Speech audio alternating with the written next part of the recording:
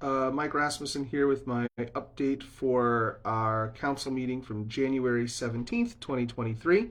It's actually our third council meeting in January, so 3 times in a month you've gotten to see my updates here.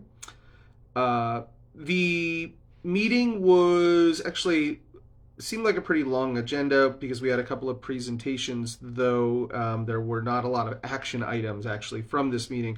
So I'll talk a little bit more about the presentations that we had, share a little bit of the details from those components, and that's really the meat of it. But before we get into that, just normal updates.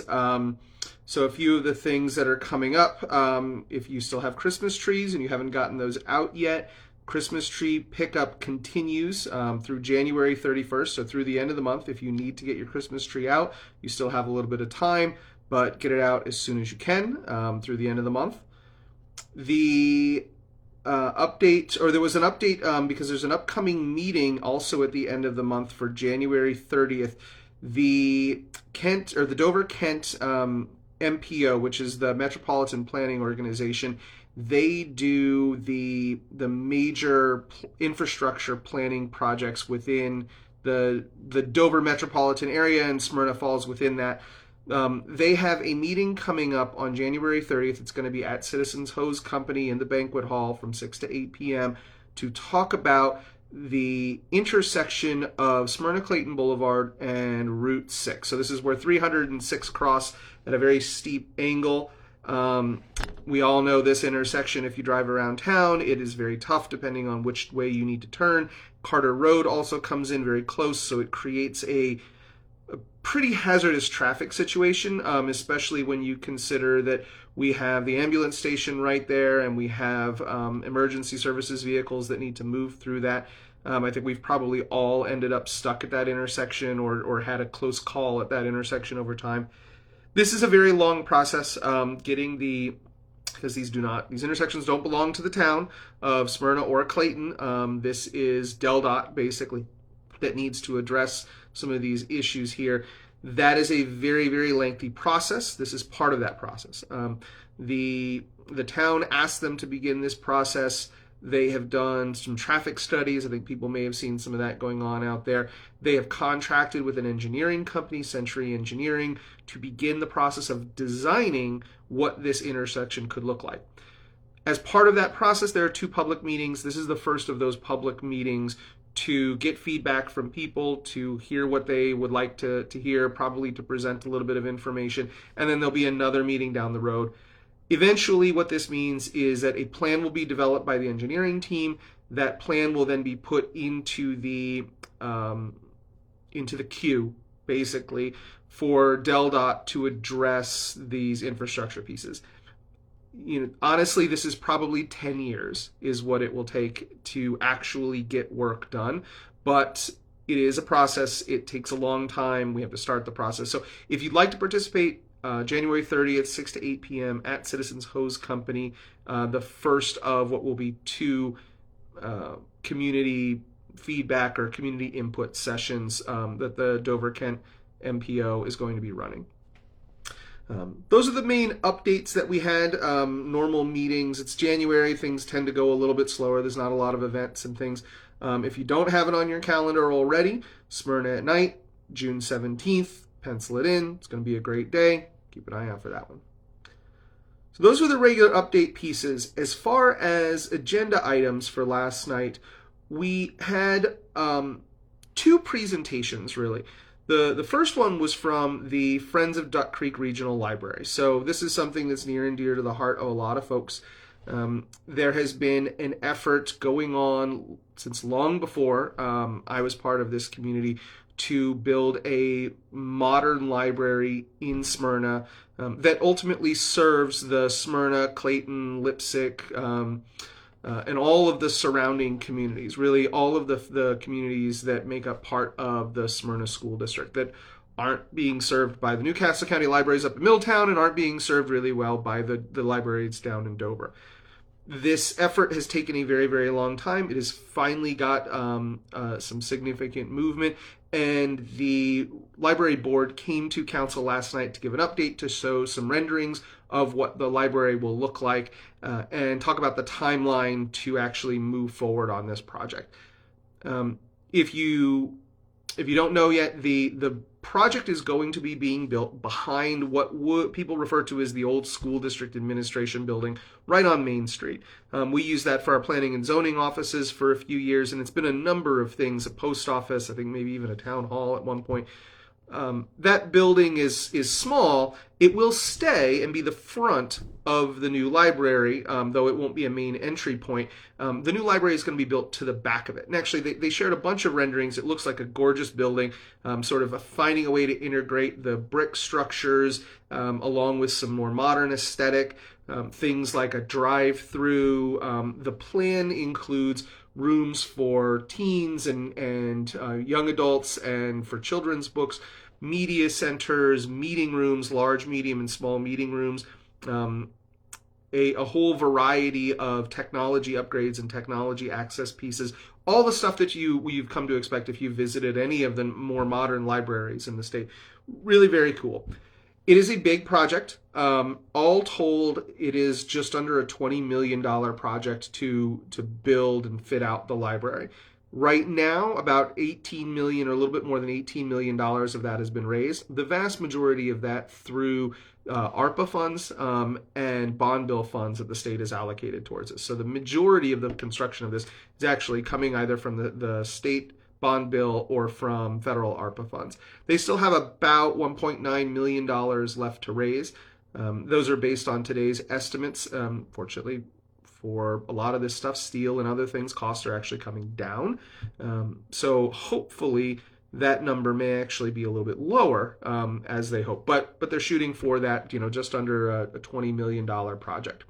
As far as the timeline goes, the design concepts are being all finalized right now. The intent is to have all of the construction documents submitted to get the plans and the approvals and all those things, the permits in place, so that they have that ready to go by sometime in May. Ultimately, that means then they go out for bid on those projects. Each one of those, I'm sure there's lots and lots of bids on a major project like this.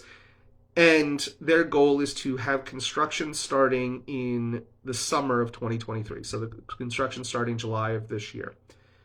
It is a year plus build out type of project. So they're anticipating moving into the building sometime beginning in the fall of 2024 and ultimately having an opening or a grand opening sometime in 2024. So we have a long way to go. We're looking at a year and a half to almost 2 years until this will be ready, but progress is being made and it's wonderful to see. There are a few big things that need to happen along the way to make this all work. The most significant of those for people here in Smyrna is the creation of what's called a library tax district. The state gave the ability for counties to create library tax districts a number of years ago, and this has happened. Dover has one, Milford has one. The city of Harrington is going through this right now, as is the city of this group to do it for the city of Smyrna, or not. I'm sorry, not the city of Smyrna, for the Smyrna School District.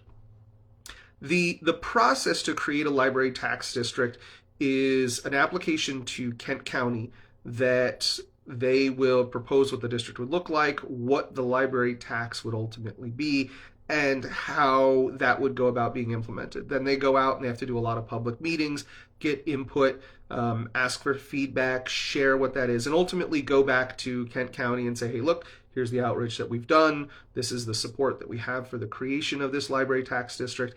And ultimately, the county has the ability to create this.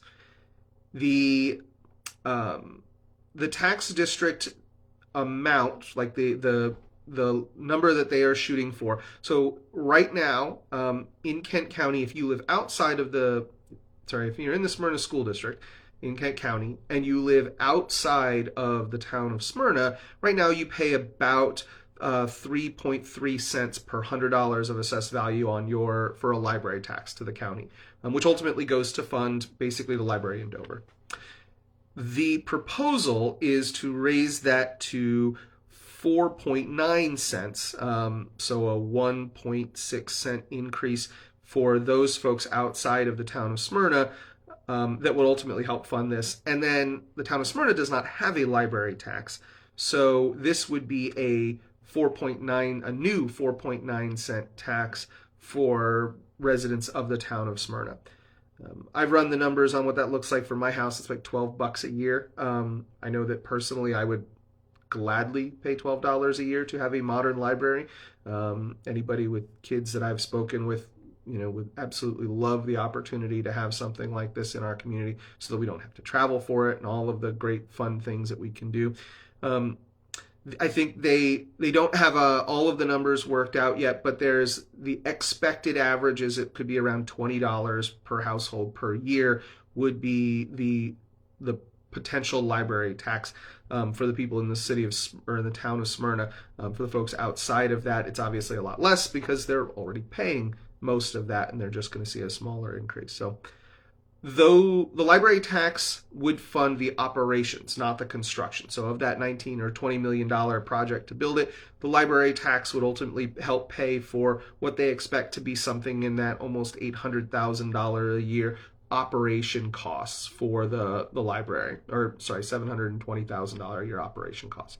It doesn't make up all of that. It would make up a significant portion of it, and then the rest of it would come from the state library funds through some of the programs that they have there, and then grants and rentals and all of the other things that would go into funding the library. They're beginning that campaign for public outreach and meetings with Levy Court. They've already done some of that, and they're going to be pushing forward with that. Their goal is to have that done, all that outreach, and have an approval done by Kent County, I believe by April is when they're shooting for all of that done. So we will hear that. They will be coming back to council with more feedback once they've done public outreach, and ultimately asking council if we would support a letter essentially to Kent County saying that we are supportive of the creation of the library tax district. That'll be something, really that's the one thing that council will vote on as it relates to the creation of this. We can't say no. Kent County can move ahead if we objected to it, if there's public support. I know that there are certain members, myself being one of them, who think that this is actually a great idea and would be very supportive and will be advocating for the town to support the creation of the library tax district. And then they talked about the library structure. There'll be a new board that's created to actually operate it, a 5-member board as it's defined by the state. There'll be a new library director. There'll be 4 full-time staff, and then I think an estimate of about 11 part-time and program staff. So there's certainly going to be more folks and more opportunity. They did make it pretty clear that our current library staff will absolutely have consideration, the opportunity to apply for those jobs. And they want to hire the executive director decently before the actual library opens, so that they can be integral in planning for the operations and staffing of that. So a lot to come, but it was a nice presentation. There were some questions that were asked, and we'll be hearing more about it later on. If you haven't gone and checked it out yet, duckcreekregionallibrary.org is their website. And you can find some more information there and look for some public meetings and things like that coming up around this library. So that was the first presentation. There's no action associated with the town as part of that. The second presentation was from Chris Sims regarding the PPCAC. So this is the Public Power Purchasing Agreement. Pretty much this is our utility rates. And every year, typically, the PPC rate is adjusted based on what the costs are for electricity coming into the Delmarva Peninsula. That PPCAC, we sort of expected that it would be going up a little bit. We also had it go up in this September, which was an odd one. I talked about it a lot back then because it had to do with an effort to try and close down the coal-fired power plant in Indian River. That ultimately can't happen, so the owner of that plant got a judgment that said that if we want to keep it running, if they're going to be required to keep it running, then everyone else has to make up their losses associated with running that. This is not that. This is the regular increase or change in the purchasing agreement for power. This is basically a flow through from the town. The town doesn't get to keep anything or doesn't make any money off of this. It's what we pay for our power that we ultimately pass on to the customers. There is a very slight increase to the PPCAC that is going into effect almost immediately. That amounts to so that very slight increase to it was something that we had actually already planned on. When we were creating our power rates and did a study, we had planned on an increase. This increase is a little bit above what we had planned on. However, it is within the range of what we were looking at, and we were actually planning for some slight decreases in some of our power costs in other areas. So ultimately, what this little bit of an increase does is it offsets some of the decrease that we were looking at for other areas, and it will amount to about a 0.1% increase in our PPCAC rate, which is very, very small. We're very, very happy to have that because there are other communities that have seen this go up on the order of 10, 15, 20 cents, 10, 15, 20%, that has made significant increases in other people's electric bills. Because of some of the work that we've done and our relationship with DMEC, we've been able to mitigate this as much as possible. We now actually, our rates are significantly lower than Delmarva Power's rates. For what we're actually charging for electric, because we've been able to moderate that quite a bit over the years. It will basically this year not have an impact on people's bills. It's a 0.1% change in the overall rate, which is very, very small. What that gets reflected in when it comes down to the individual bills is very, very negligible. That's a good thing. Obviously, we don't want to see the cost of electricity go up anymore. We did have an increase in September because of the Indian River Power Plant issue. We want to try and mitigate that whenever we can. However, we do have a new rate that we are now paying for it, and then we are able to save some money on the other ends to help offset that rate increase. So we did have to make an improvement. There was a motion to accept this rate. Honestly, we don't have a choice. It's what we have to pay for power because we don't get to choose where all of that comes from. The rate gets set based on a variety of regulatory things, and ultimately we just have to agree to pay it, or else we don't have electricity. So we have no choice. But we did have to make a motion to approve the PPCAC rate increase, though with the work that we've done, we're essentially offsetting that rate increase. So we see a very, very, very marginal change in our actual rate that we can offer to the customers here in Smyrna. That was the major action items, or those major two presentations. So not a lot of change or anything from those. There was really only there were two action items that we had. One is something that we do every year, which is a senior citizen tax exemption. Basically, this is something we have established in code that if you are under a certain economic threshold, under a certain income, we will give you an exemption up to a certain value of your property, the assessed value. It's a nice thing to do for those folks who live on a fixed income and lower at the lower income levels and fixed income, who are over the age of 65, but it is something that we have to reapprove every single year. Just make sure that we think about it, we talk about it a little bit, and then we move it forward. So we did approve the exemption for that economic and age group again this year. And then the last thing that we did was actually set the time and place for our April 25th, 2023 Smyrna town election. This will be at Town Hall. It will operate from, I believe, 7 a.m. to 8 p.m. on April 25th. Hopefully everybody comes out and votes. The positions that are up, I believe there's at least one, I believe there's two council positions and the mayor position are up this year. So if you're interested in running for those positions, make sure that you register, sign up to run for any of those that you possibly can, and come out on April 25th between 7 a.m. and 8 p.m. at Town Hall and vote. That's it. It actually ended up being a quick meeting last night, so a pretty quick update this morning. Just a reminder, tree pickup is still going on if you need it through the end of January. Get your trees out there. And make sure you have June 17th, 2023 on your agenda for Smyrna at Night. I will be back in touch. Our next council meeting is on February 6th. So you'll probably be hearing from me on February 7th with our next update. Hope everybody has a great day. Take care.